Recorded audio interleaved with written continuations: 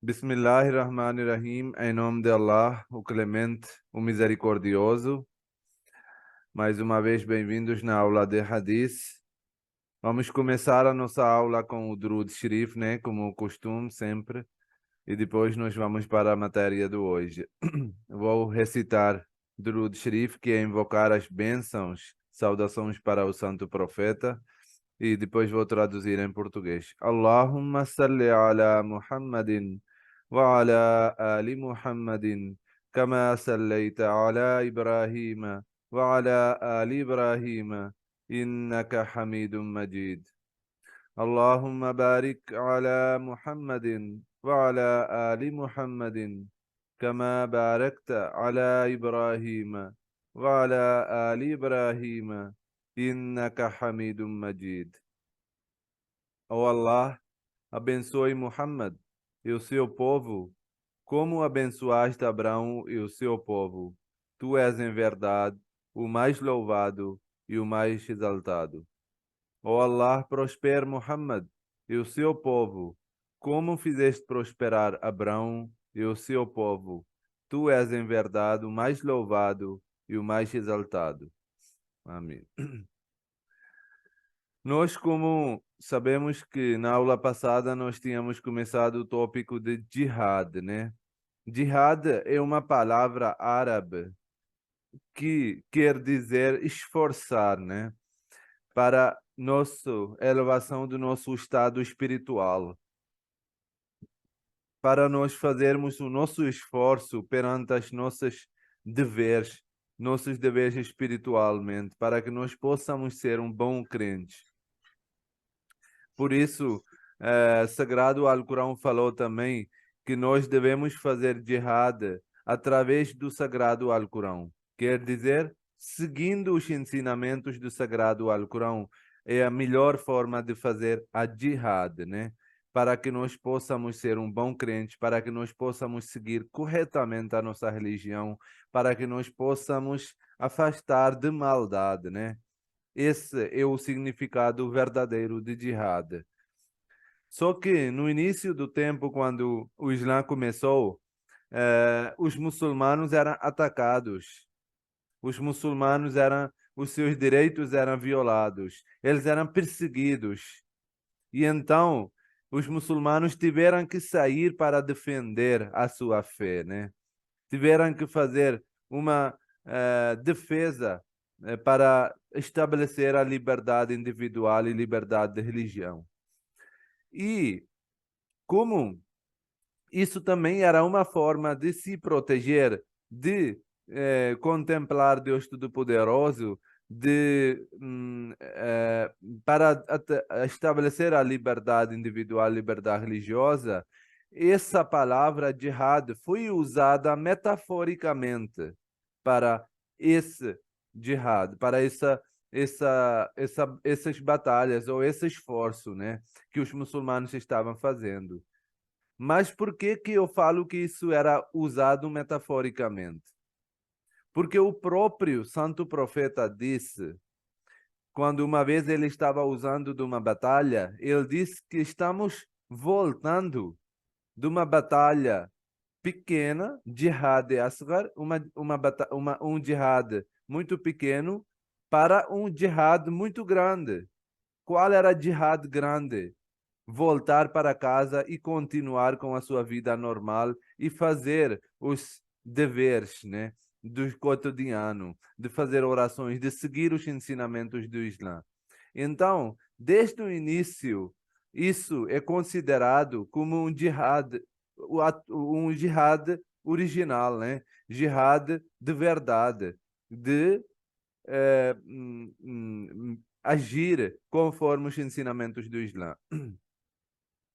Infelizmente, nós vemos que as pessoas têm muito misturado essa palavra jihad e acham que isso refere às guerras santas e não sei o quê. Os muçulmanos têm permissão de combater, não.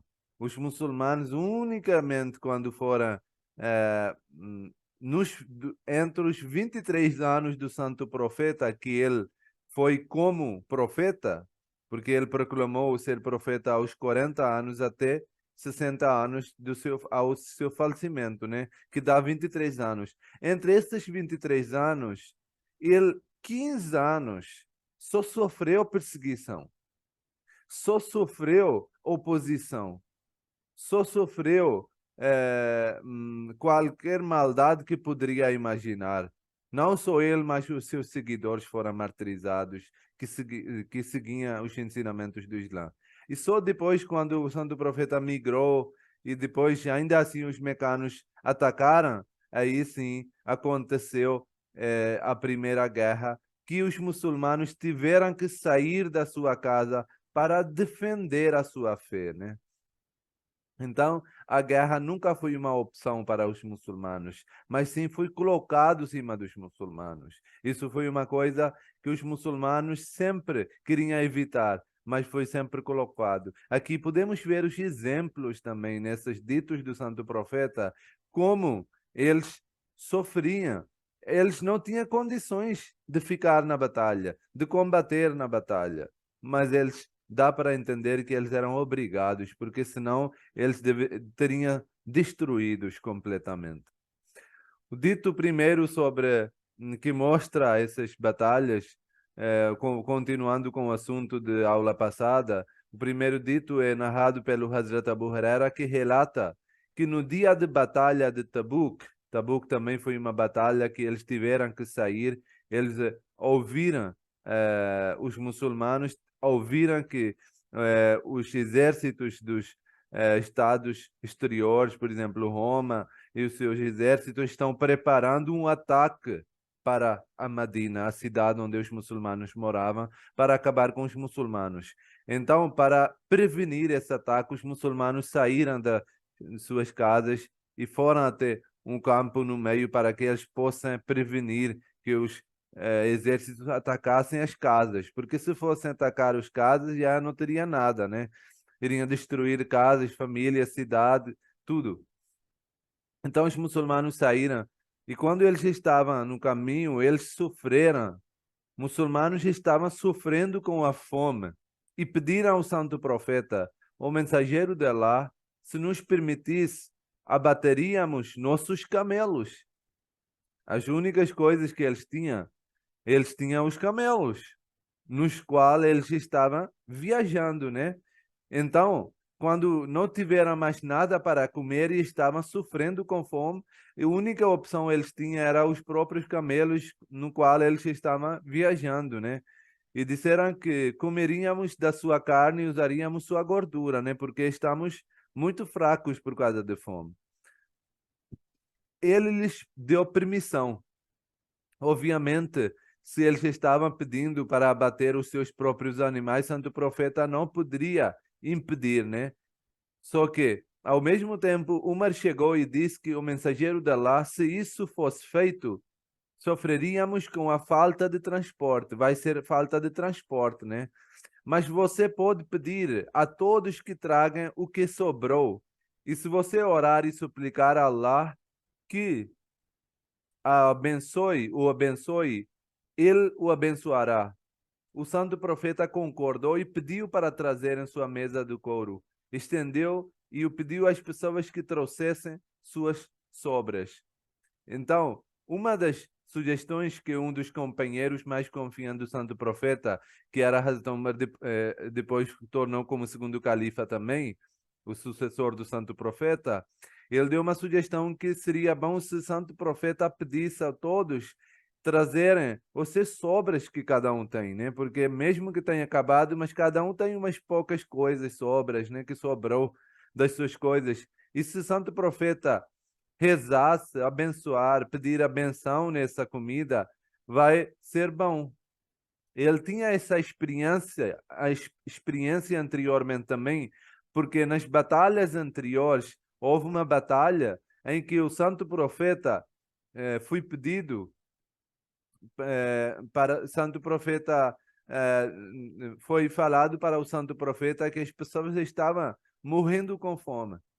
Enquanto isso, um dos companheiros do santo profeta falou para o santo profeta que eu tenho um pouquinho de comida, mas não vai ser suficiente para todas as pessoas.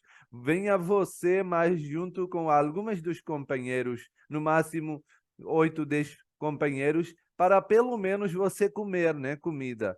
Porque não é suficiente para todo mundo, mas vai ser suficiente para você e mais algumas pessoas. O santo profeta disse que não. Vai lá você e diz para a sua esposa que não tire a tampa da panela em que a cozinha está, em que ela estava cozinhando, e também não finaliza o pão que ela estava fazendo. E eu vou vir junto com todos os companheiros. Ele ficou, por um tempo, ele ficou muito assustado, ficou surpreendido, né? Como é que vai ser feito? Então ele foi para a sua esposa e disse que, como o santo profeta tinha falado, a sua esposa também ficou ficou com medo, né? Que isso, a comida não vai ser suficiente. Só que, ao mesmo tempo, o santo profeta chegou e ele fez a bênção, pediu a bênção de Deus nessa comida, e essa comida multiplicou. O pão e a carne que estava feito foi multiplicado e foi suficiente para centenas das pessoas que estavam lá presentes. E todos comeram cheios, né? Então, o Hazrat Maria tinha essa experiência com o santo profeta. Ele pediu para o santo profeta que abençoasse nessa comida que sobrou de todo mundo. Obviamente, essa comida não teria suficiente para todo mundo, mas por isso ele pediu que o santo profeta pedisse a bênção, né? Então, quando pessoas foram pedidos de trazer cada um pouquinho da comida que eles tinham, eles começaram a fazer isso. Uma pessoa trouxe um punhado de feijões, outra trouxe um punhado de tâmaras, um terceiro trouxe um pedaço de pão, e assim algumas previsões foram colocadas sobre a mesa, né? Cada um trazendo um pouquinho da comida. O santo profeta orou pedindo bênçãos e depois disse: agora coloquem todo em suas vasilhas, que cada um pode encher as suas vasilhas. Todos encheram suas vasilhas com alimentos, de modo que não restou uma única vasilha vazia em todo o acampamento. Em todas as pessoas que estavam lá, não tinha nenhuma vasilha vazia. E todos comeram até se fartarem, e ainda sobrou um pouco. O santo profeta diz: sou testemunha de que não há ninguém digno de adoração além de Allah, e de que sou seu mensageiro. Nenhum servo de Allah que o encontrar com essas duas afirmações, acreditando sinceramente nelas, será impedido de entrar no paraíso. Então, aqui nesse dito tem várias lições para nós aprendermos. Uma das lições é muito simples, né? Que os muçulmanos, se fosse o desejo dos muçulmanos, isso daria para entender que eles deveriam ter muitas condições, né? Deveriam ter condição de combater contra o exército, contra os incrédulos. Mas aqui nós vemos que eles nem tinham comida para viajar para a batalha. Como é que nós podemos imaginar as pessoas, o povo, que nem tem comida para comer, vão sair para lutar contra um povo que é treinado, que é próprio exército, que tem todos os armamentos, que tem equipamentos de batalha? Então, isso dá para entender que os muçulmanos estavam saindo só para se proteger e para proteger a sua fé e para satisfazer Deus Todo-Poderoso. Outro dito também mostra a mesma, uma das lições comum, né? Narrado pelo Hazrat Habab, que relata que eles migraram sob a orientação de Santo Profeta, quando eles fizeram a migração de Meca para Medina, né? Sua única intenção era obter a satisfação de Allah. Portanto, essa recompensa é devida a Allah, ou seja, somente Ele nos recompensará. Ele disse, continuou dizendo, Hazrat Habab: alguns de nós deixaram este mundo sem receber uma recompensa terrena, né?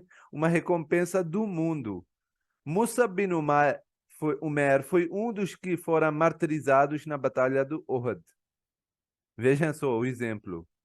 Ele foi martirizado durante a batalha. E nós, muçulmanos, nós enterramos o corpo, damos a honra, né? O corpo, né? Nós cobrimos o corpo, bem coberto, e enterramos. Mas veja só, ele apenas tinha um pequeno lençol de pano. Ele relata, continua relatando, quando cobríamos sua cabeça com o lençol, seus pés ficavam descobertos. E quando cobríamos seus pés, sua cabeça ficava descoberta. Tipo, o pano que eles tinham para cobrir um falecido, um mártir, para enterrar, nem era suficiente para cobrir o corpo. Era tão pequeno que se colocava na cabeça, saía do pé. E se colocava no pé, saía de cabeça. Essa era a situação dos muçulmanos na época. Isso era condições em que os muçulmanos eram obrigados de sair da sua casa para combater.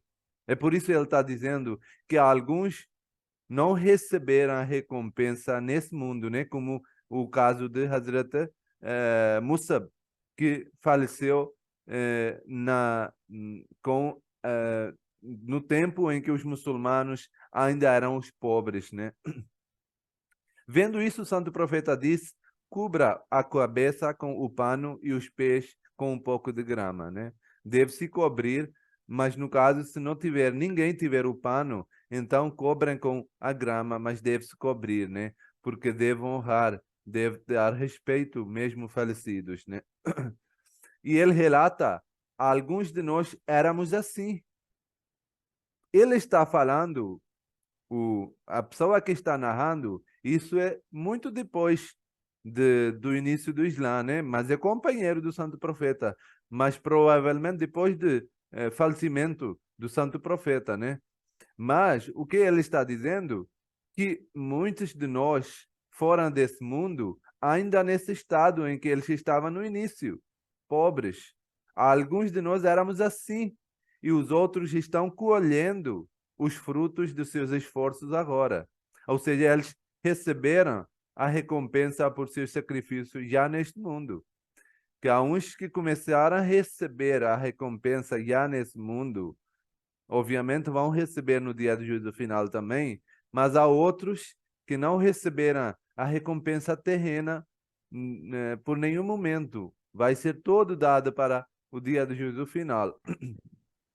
Então, isso mostra que como essas pessoas eram no início do Islã, como era a situação deles, não podemos imaginar que essas pessoas teriam desejo de combater contra as pessoas que eram os mais ricos da sociedade, contra as pessoas que eram líderes sociais, da sociedade, que tinham todos os poderes, que tinham todas as condições, que tinham o exército pronto. Então, quando as pessoas falam que os muçulmanos espalharam o Islã com a força, é uma coisa que essas pessoas não têm conhecimento da história, não têm conhecimento da situação dos muçulmanos do início da época. Porque se eles lessem bem, se eles entendessem a situação, nunca teriam alegado essas alegações falsas.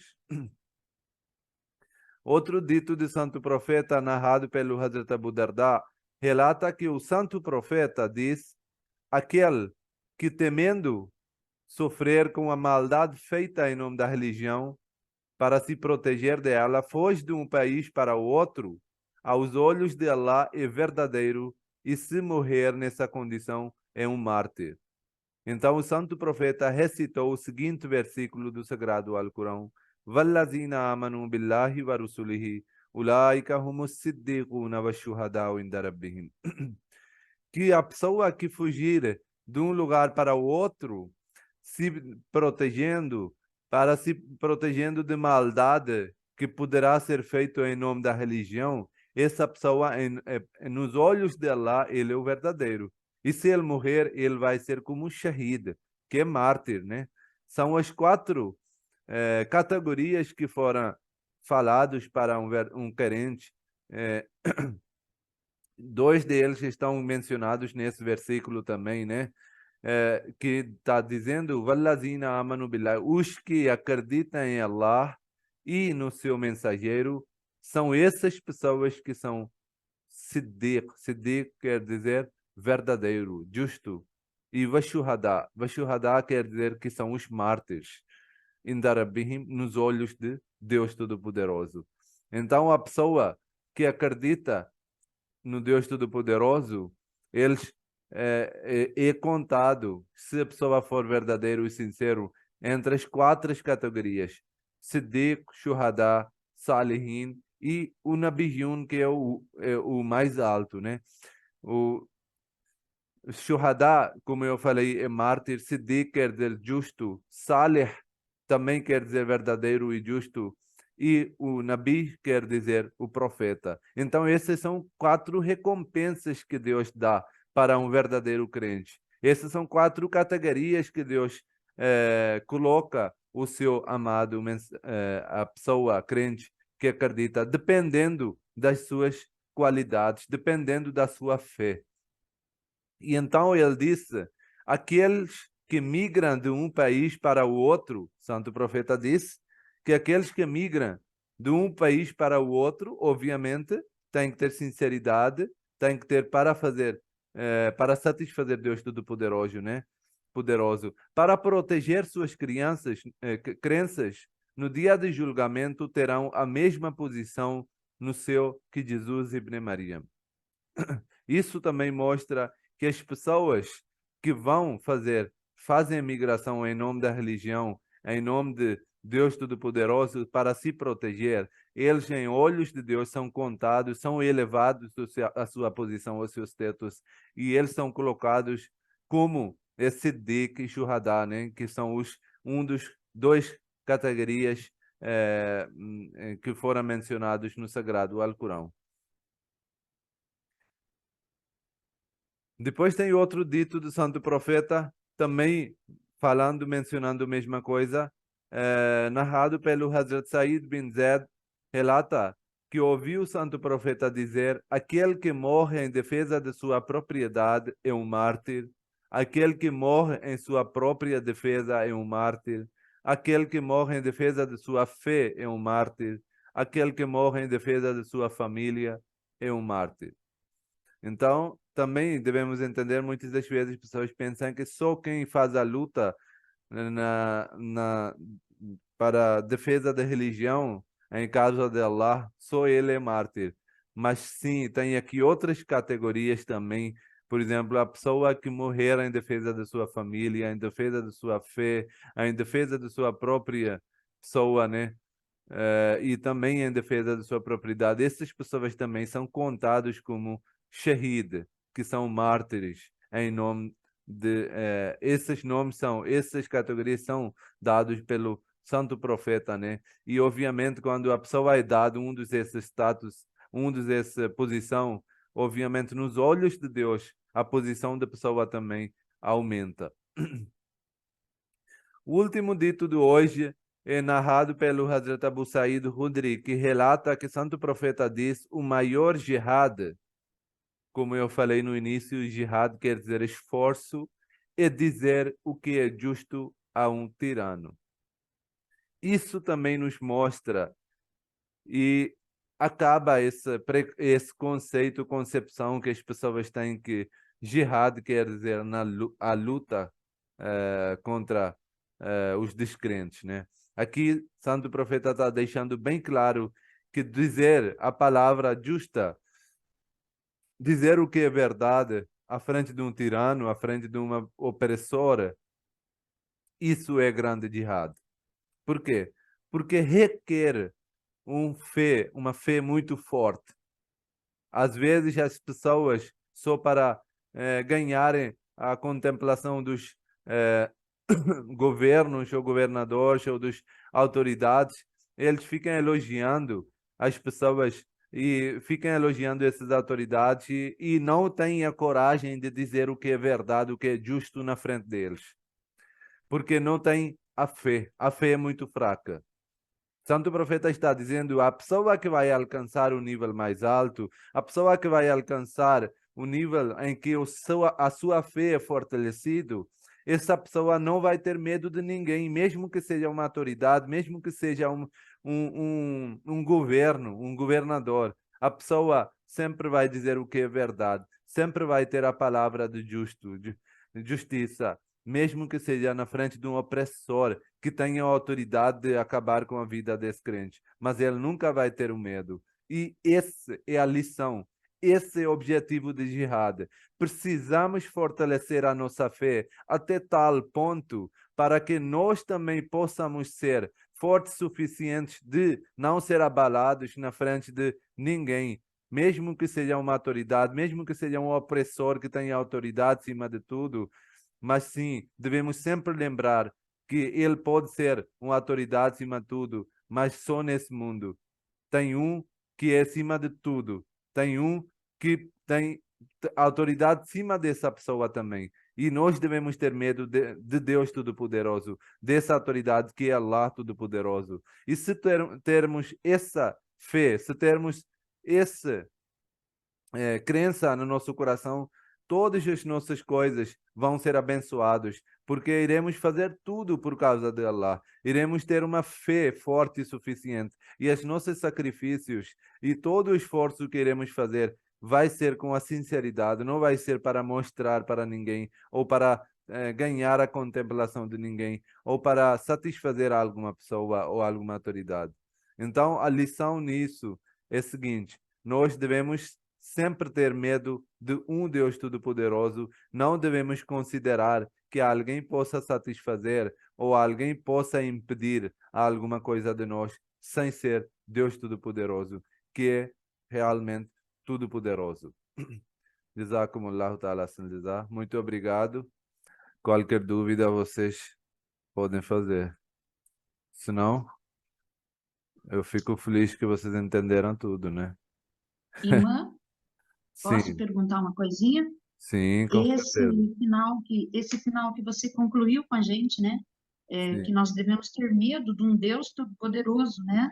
sim. Esse medo que você falou significa respeito, né? Porque nós não temos medo de Deus, né? Porque nós somos temente a Ele. Ele é tudo que nós temos na vida, né? Então Sim, você quis dizer, não medo, respeito absoluto por Ele, é isso? mas o medo também, né? Veja só, quando você tem um amigo muito próximo, você não fica sempre com o medo que eu posso perder qualquer hora esse amigo.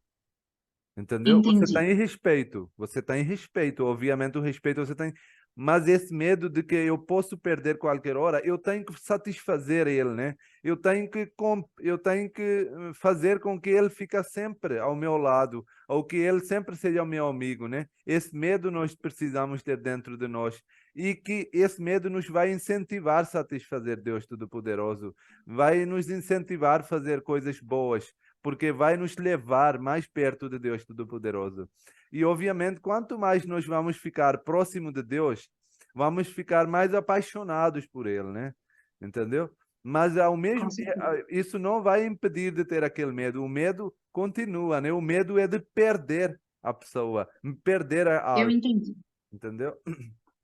Entendi. Não, porque quando fala medo, né? Eu não tenho medo de Deus. Eu tenho Sim. muito respeito, né? Não é Então, exatamente, é obviamente, dependendo de como você leva esse medo, né? entendido. Sim, Professor, eu posso tirar uma dúvida? sim, pode. É, então, eu fiquei pensando, né, é, com essa aula, que por maior que seja também nosso sacrifício em relação a Deus, a gente não tem como esperar que algo vai acontecer nessa vida em relação a isso, né? Sim, Por exemplo, o Marte, que, enfim, ele deu a vida dele, mas ele não colheu nada nessa esse, terra. exatamente. Como eu falei também, né? Quando eu estava mencionando isso, tem tempo pequeno, vou tentar resumir, né? Que estava uma das lições que nós temos, entendeu? Uma das lições, como eu estava ligado mais com jihad, né? Então eu foquei mais nas lições que eram relativas ao jihad, né? Mas é exatamente isso. Quando um crente faz algo, ele não tem os olhos, não tem esperança que algo vai ser dado nesse mundo. Entendeu? Porque o mundo não é objetivo de um crente verdadeiro. O mundo é objetivo, porque o mundo não tem limite. Entendeu? O mundo é uma coisa muito superficial. O mundo é uma coisa muito temporária. E o mundo é uma coisa que distrai o crente de Deus Todo-Poderoso. Então, o verdadeiro crente nunca tem esperança em algo nesse mundo. Obviamente, Deus é soberano, Deus é tudo poderoso, pode doar o que quiser, né? Mas Deus todo poderoso, a recompensa final vai ser no dia do juízo final.